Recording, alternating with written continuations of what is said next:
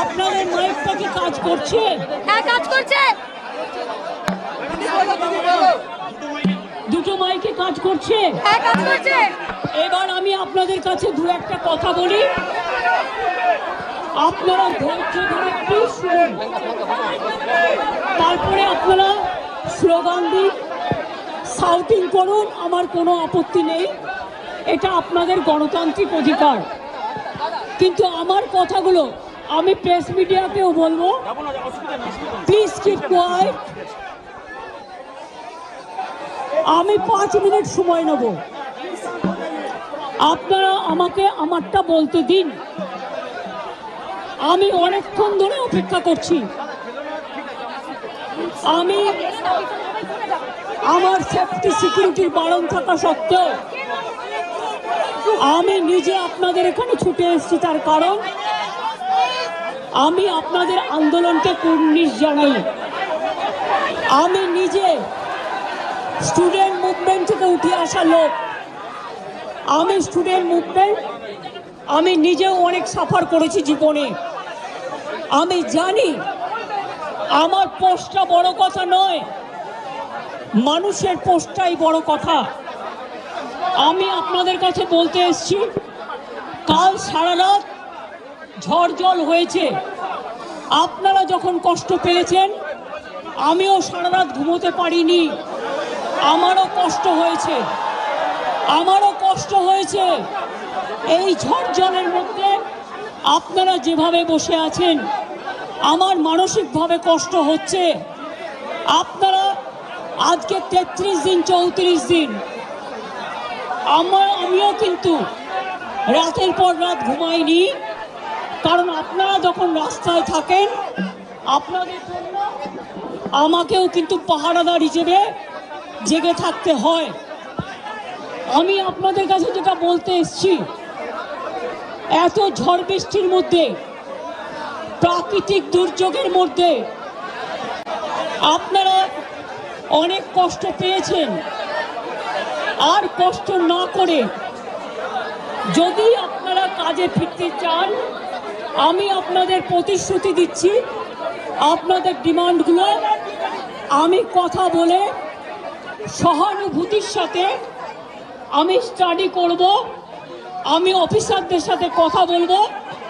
আমি একা সরকার চালাই না, আমার সাথে একটা chief secretary, home secretary, DG police সবাই আছেন।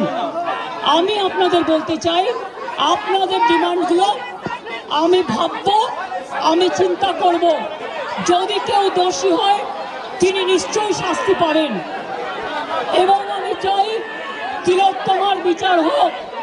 আমি সিবিআইকে অনুরোধ করব যত তাড়াতাড়ি বিচার হোক, এমনকি 3 মাসের মধ্যে তারা যেন ফাঁসির অর্ডার দেয়। আমি এটা সিবিআইকে অনুরোধ করব আপনাদের প্ল্যাটফর্মে বসে। আর আপনাদের কাছে আবেদন জানাবো, আমাকে একটু সময় দিন, আমি ব্যাপারগুলো নিয়ে আমি চিন্তা ভাবনা করব।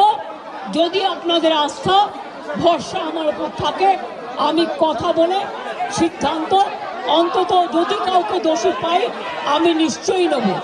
আমি আপনাদের এটুকু বলবার জন্য এসেছিলাম। আমি আশা করি আপনারা এত কষ্টের মধ্যে বৃষ্টিতে ভিজছেন এবং আপনাদেরও পরিবার পরিজন চিন্তায় আছে, এবং আমি মনে করি অনেক মানুষও মারা যাচ্ছেন। আপনারা প্লিজ দয়া করে, আপনারা আমাদেরই ঘরের ভাই বোন, আপনারা কাজে যোগদান করুন। এবং আমি বলতে পারি আপনাদের প্রতি আমি কোনো অবিচার করব না। আমি একটা কথা বলে যাই, হাসপাতালের ডেভেলপমেন্ট, ইনফ্রাস্ট্রাকচার, সব কাজ আমরা শুরু করে দিয়েছি এবং করব। আমি সব হসপিটালের রোগী কল্যাণ সমিতিতে আমি প্রত্যেকটা যত রোগী কল্যাণ সমিতি আছে আমি প্রিন্সিপালদের চেয়ারম্যান করব, এবং তাতে জুনিয়র ডাক্তারও মেম্বার থাকবে, সিনিয়র ডাক্তারও থাকবে, নার্সও থাকবে, একজন পাবলিক রিপ্রেজেন্টেটিভ থাকবে এবং পুলিশ থাকবে। এই সিদ্ধান্ত আমি নিয়েছি। আপনাদের আরজিকর মেডিকেল কলেজেরও আমি রোগী কল্যাণ সমিতি ভেঙে দিলাম এবং সব মেডিকেল কলেজের আমি রোগী কল্যাণ সমিতি ভেঙে দিলাম। আমি নতুন করে এটা তৈরি করব এবং আপনাদের আমি বলতে পারি বাদবাকি আপনাদের যে ডিমান্ড আছে আপনারা আমাকে বলেছেন যদি সত্যি কেউ দোষী হয় দোষীরা শাস্তি পাবে। দোষীরা কেউ আমার বন্ধু নয়, দোষীরা কেউ আমার শত্রুও নয়।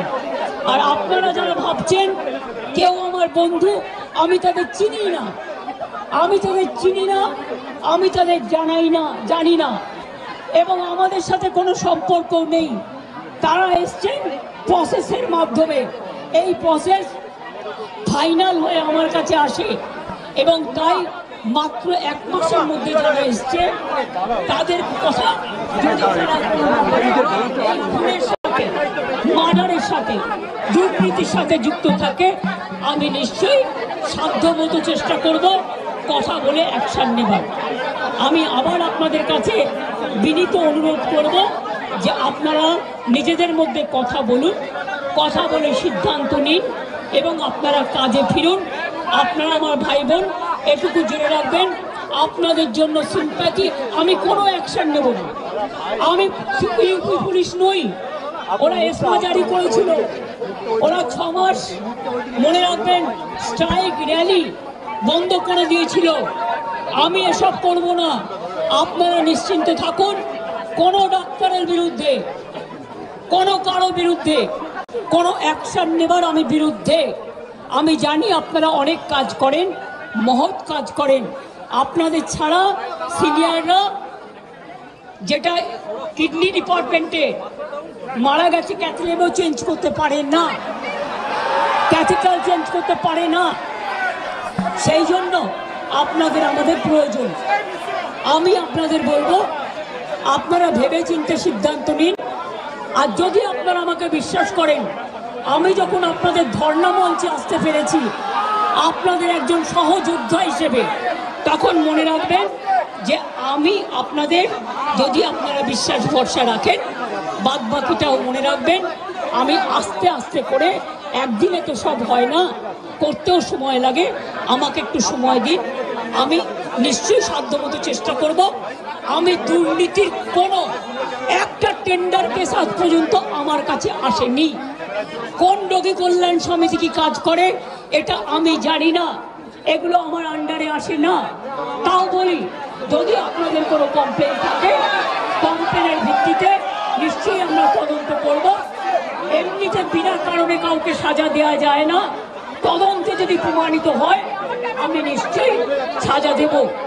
আর একটা কথা, সুপ্রিম কোর্টে কেস চলছে, মনে রাখবেন 17 তারিখেও ডেট আছে। আমি চাই না আপনাদের কোনো ক্ষতি হোক। আপনাদের দিদি হিসেবে আপনাদের কাছে আমি অনুরোধ করতে এসেছি। আমি মুখ্যমন্ত্রী নই, আমি মুখ্যমন্ত্রী হিসেবে বলতে আসিনি, আমি আপনাদের দিদি হিসেবে বলতে এসেছি। যাতে আপনারা না ভাবেন হ্যাঁ আমি চিফ মিনিস্টার আছি, আমি একটা পার্টিও বিলংস করি, কিন্তু আপনাদের কাছে এসেছি যদি বলেন as a chief minister, as a elder sister এবং আপনাদের আন্দোলনের সমব্যথী এবং সমসাথী, তাহলে আপনাদের অনুরোধ করব আমার কথা শুনুন।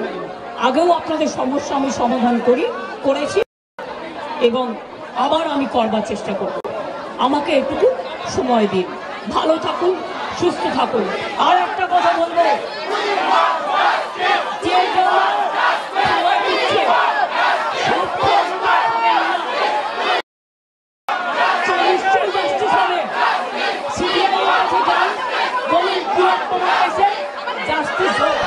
আমি আপনাদের কাছে আবেদন ছাড়া কিছু করতে পারি না, আমি আপনাদের জোর করতে পারি না। আমি আপনাদের কাছে আবেদন করে গেলাম, যদি আপনারা মনে করেন আপনাদের ধর্ণা মঞ্চে আসার ফলেও, আমি 26 দিন অনশন করেছিলাম, মনে রাখবেন সিপিএম গভর্নমেন্ট ছিল পাওয়ারে, একদিনের জন্য কেউ আমাকে কথা বলতে আসেননি, কিন্তু তা সত্ত্বেও আমি এসেছি। তার কারণ আমি মনে করি আপনাদের কাছে আসা মানে এটা নিজেকে ছোট করা নয়, এটা নিজেকে বড় করা। তাই আপনাদের আবার আবেদন করব, আপনারা বসুন, আপনারা আলোচনা করুন, তারপরে সিদ্ধান্ত নিন। আমার এটা লাস্ট চেষ্টা, আপনাদের জন্য করে গেলাম। বাদ বাকিরা যদি আমার উপর ছেড়ে দেন, আপনারা জাস্টিস পাবেন, আপনারা ইনজাস্টিস হবে না, এটুকু আমি বলতে পারি। অনেক ধন্যবাদ, নমস্কার, এবং আপনাদের সকলকে অনেক অনেক ধন্যবাদ জানাই।